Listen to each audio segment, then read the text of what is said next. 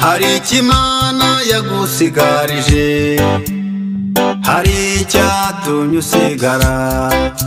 Ntabwo ari uko wowe ukiranuka, kandi nta nubwo ari ikiguzi wayihaye, ahubwo ni ukugira ngo wihanukizwe, uzabane nayo mu bwami bw'ijuru.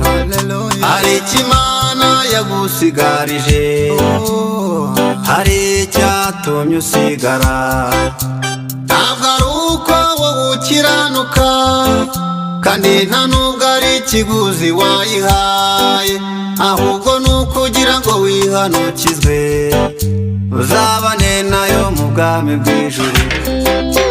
Kora ibyiza ugifite uburyo, ujye usenga kandi ukiranuke, uzabona ingororano zikwiranye n'ibyo wakoze. Kora ibyiza ugifite uburyo, ujye usenga kandi ukiranuke, uzabona ingororano zikwiranye n'ibyo wakoze.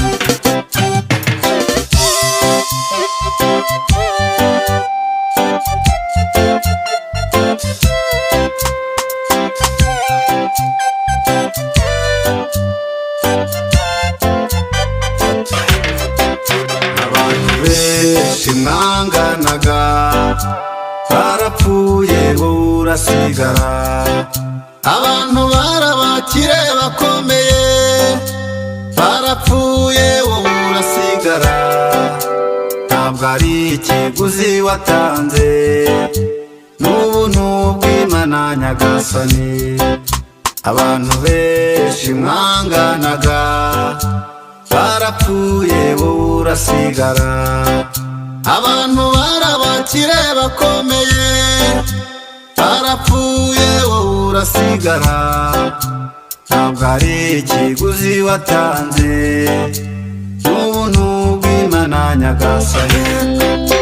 Kora ibyiza ugifite uburyo, ujye usenga kandi ukiranuke, uzabona ingororano zikwiranye n'ibyo wakoze.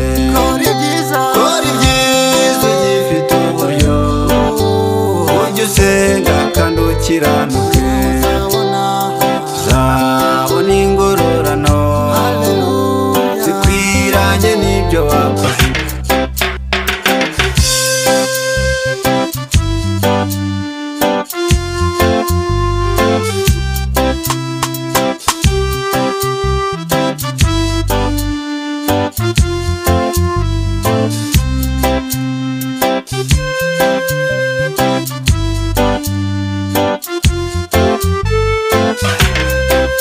Imana izitura umuntu ibihwanye n'imirimo yakoze agihumeka, yaba myiza cyangwa yaba mibi, ibyo yakoze nibyo azahemberwa.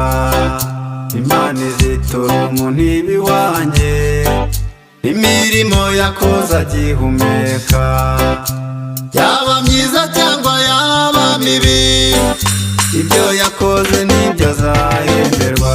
Kora ibyiza ugifite uburyo, ujye usenga kandi ukiranuke, uzabona ingororano zikwiranye n'ibyo wakoze.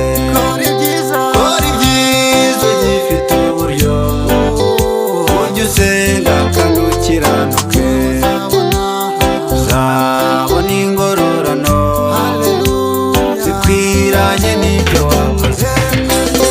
Kora ibyiza ugifite uburyo, ujye usenga kandi